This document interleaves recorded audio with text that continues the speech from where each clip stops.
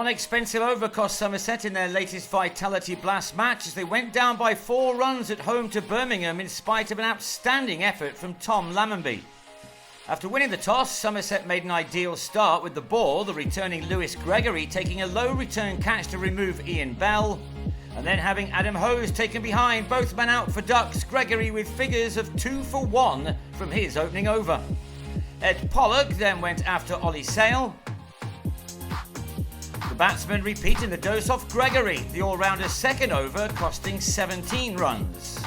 So on came Josh Davey in the 5th over, and he struck immediately as Pollock on 20 picked out James Hildreth.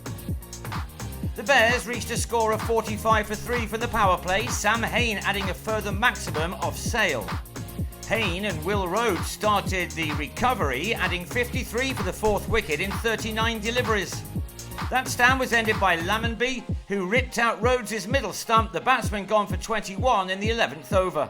But 3 balls later, the players were off the field, the total at 85 for 4 after 11. And after a long delay, the Bears added 22 from the 1 over they were given to complete their innings. Michael Burgess and Hain both going big to leave Somerset a revised target of 125 from 12, more than they would have been expecting when they returned to the field.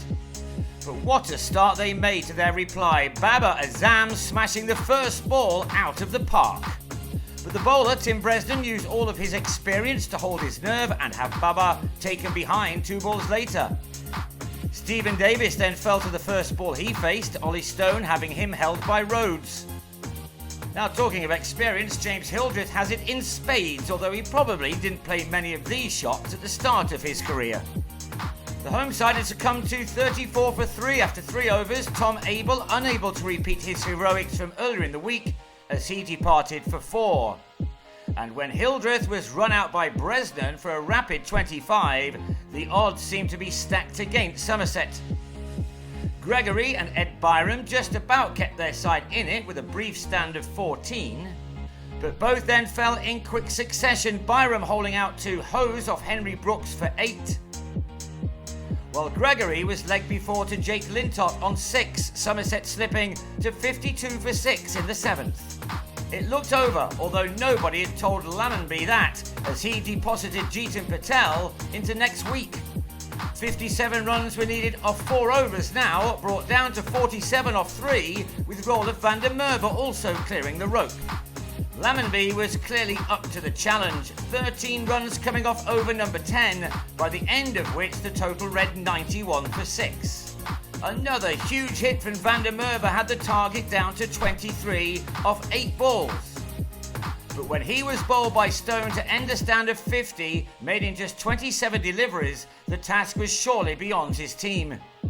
23 was still needed off the last over, and to the second ball of it, Lammonby matched his previous T20 best with his second maximum.